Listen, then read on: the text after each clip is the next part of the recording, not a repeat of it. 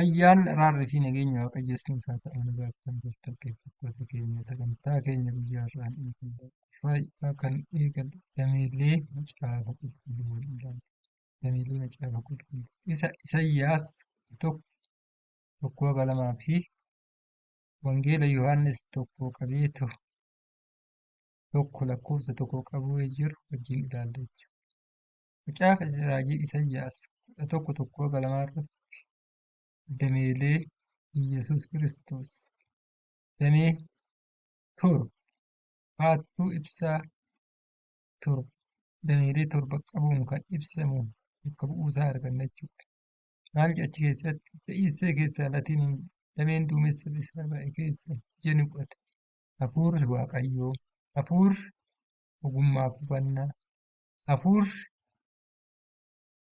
gorsaaf humnaa, hafuurri beekumsaaf sodaa Waaqayyoo. Dameelee torba iskeechatti dameelee torba laa yeroo hundumaa wantoota waliin deeman jechuudha. Beekumsi sodaa wajjin deema. Sodaa jechuun wanta beekan kallattii beekanii raawwachuu jechuudha. Gorsi humna wajjin deema. Gorsi humna namaan kenninu. Gorsi gorsan jedhama jechuudha. Gorsi humna nuu kennuu qaba jechuudha. Namni tokko qaamni tokko qaama tokko gorsuu jedhama. Humna kennuufii qaba. Akkasumas ogummaan hubannaa wajjin. Ogummaan hubannaa dhala bu'aan qaba. Namni siistema tokko hojjetu yoo waa'ee maamilaatiif maal akka maamilli barbaadu addaan baafatee hubatee ogummaa fayyadameetu wanta sana hojjeta. Kuma kana laala hubannaa fi ogummaa wajjin deema jechuudha. Haala kanaan macaafni qulqulluullee dameelee torba qaba jechuudha. Maaliif? Jecharraa argannas Iyyasuus Kiristoos sagalee ta'uu, jechichi foon uffatee biyya lafaa dhufuu, wangeela Yohaannis tokko qabeetoo sirriitti nu ibsa jechuudha. Iyyasuus Kiristoos dameelee torba erga qabaate, Iyyasuus Kiristoos jechichi sagalichi erga ta'e, sagalee Waaqayyoo kun damee baattuu ibsaa torba qabuun ibsamuu nu laala. Jechatti damee yoo jennu, dameen seera uumamaa haga macaafa Iyyoob jechuudha. Macaafni seeraa hayyoonni adda addaa shan jiru. Macaafa seeraa kanarratti beekumsaaf sodaa Waaqayyoo gochuudhaaf beekumsi tirootikaalii bifa barreeffamaan qofa osoo hin ta'in piraaktikaalii illee taa'uu qaba jechuudha. Macaafa Iyyaasuu akka macaafa Iyyoob kun piraaktikaalii seeran jiraataniitu waa'ee beekumsa kan nu dabarsan, waa'ee seera akka beeku, seera nu beeksisuuf kan barraa'edha. Keessattuu Iyyaasuu 1:8 irratti dubbisa. Macaafni seeraa kun afaan kee keessaadha akka dabarsu. Halkanii guyyaa isa dubbisi akka wanti gootu.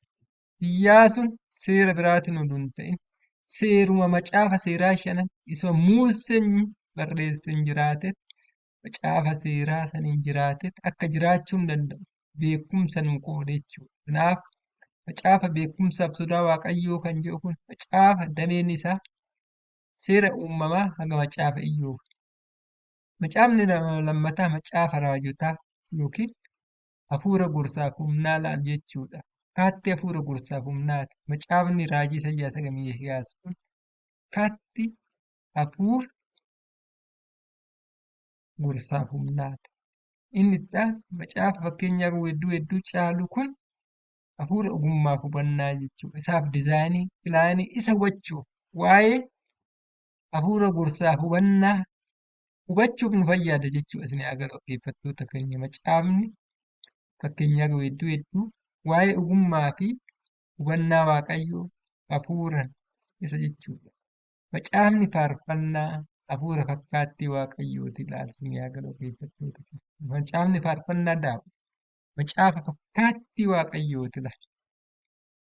Haala kanaan baattuu dameelee ibsaa torba qabuun qoqqoodama. Macaafni qulqulluu kakuu moofaa kun jechuudha. Iddoo gurguddaa torbatti qoodamu macaafni qulqulluu haala kanaan qoqqoodama jechuudha.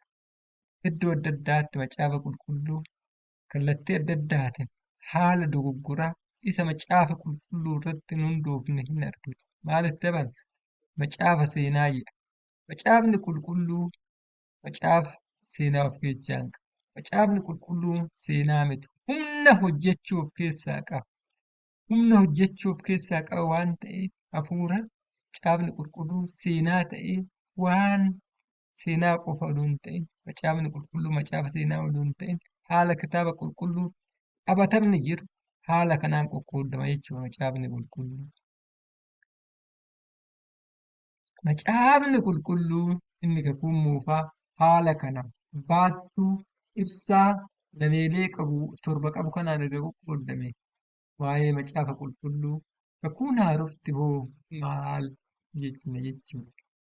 Yaa dhaggeeffattoota keenya isin yaa kalu macaafni qulqulluu dizaayinii pilaanii isa manaal namni sooftiweerii tokko hojjetu namni mana tokko ijaaru waa'ee kanaan beeka. Jalqaba irratti dizaayinicha san kaafata. Inni illee laa waaqayyo dizaayinii seerri hafuuraa akkamitti akka hojjetu. Seerri hafuura qulqulluu har'a laphee keenya keessatti Iyyasuus Kiristoos akkamitti laphee keenya keessatti akka hojjetu isa kan nuu ibsu dizaayinii pilaanii isa laallameetu impilimentii ta'a. Lammanni tokkollee dura dizaayiniin ka'ee dizaayinii sanirraa manitti ijaarama. Macaafni kakuu haarofti immoo yuuzar dokumenteeshinii isa macaafni kakuu haaraa adeemsa dizaayinicha kan isa barraa'e kana jechuudha. Kakuu macaafa kana dameelee torban humna hafuura qulqulluu kan Iyyasuus Kiristoos amantiin garaa keenya keessatti buune jaalalatti hunde adeemsota deemnee ta'u inni kun nu keessatti akka hojjetu goonu jechuudha. Pirosesii inni nu adeemnu jechuudha asni agarra. Kakuu haaraa jechuun maalummaa macaafa qulqulluu kakuu haaraa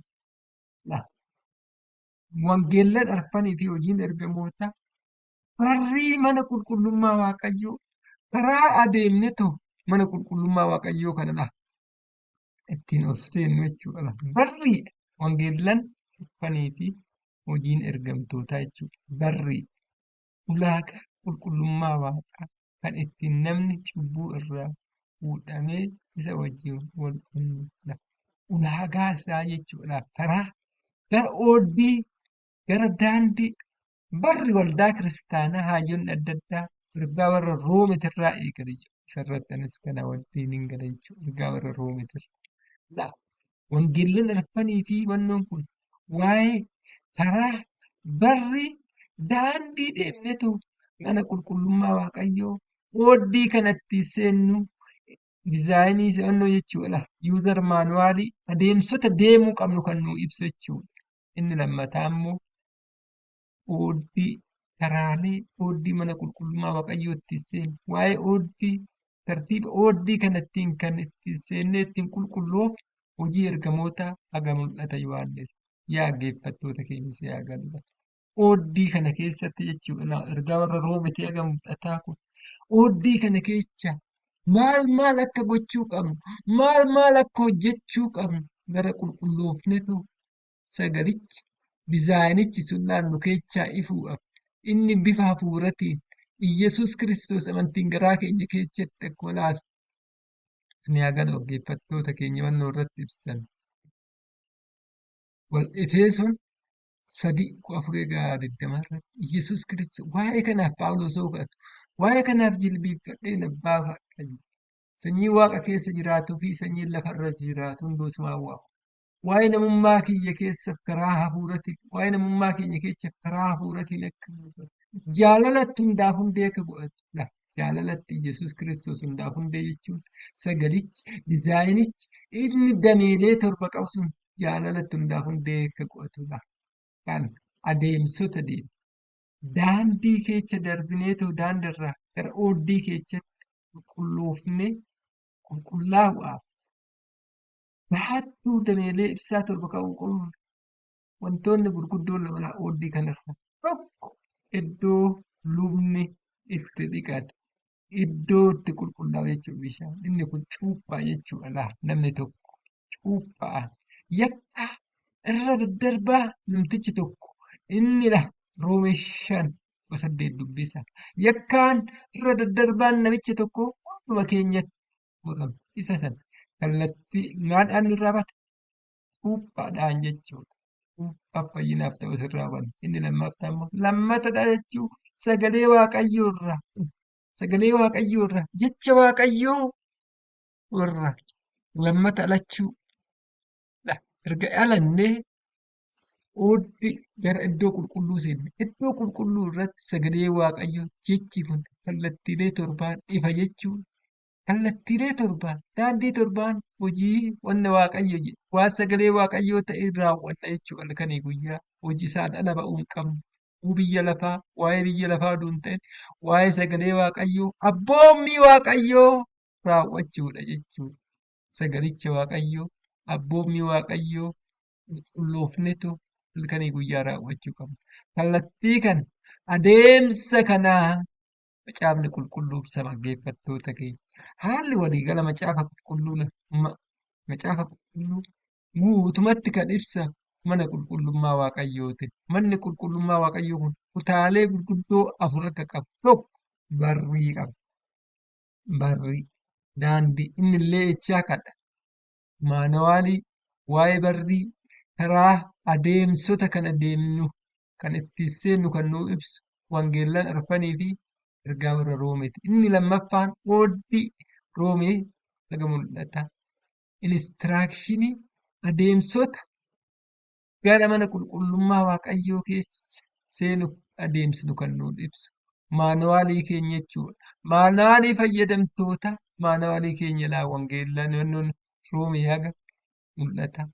Adeemsota tokko iddoo kanatti iddoo lubni itti qatu qulqullaa'uu qabna jechuudha. Nu luba mana waaqayyoo waan ta'an jalqaba qulqulloofnee erga qulqulloomse sagalicharra jecharraa lammata alannee dameelee sagalee waaqayyoo dameelee torban tokko inni bal'aan jalaa kun laata hafuura beekumsaaf sodaa waaqayyoo inni itti hafuura gorsaaf humnaa hafuura ogummaaf hafuura fakkaatu haala kana dameelleen torban sun nu keechaa dhiba jechuudha. Yaa dhaggeeffattoota kana yuutuubii kana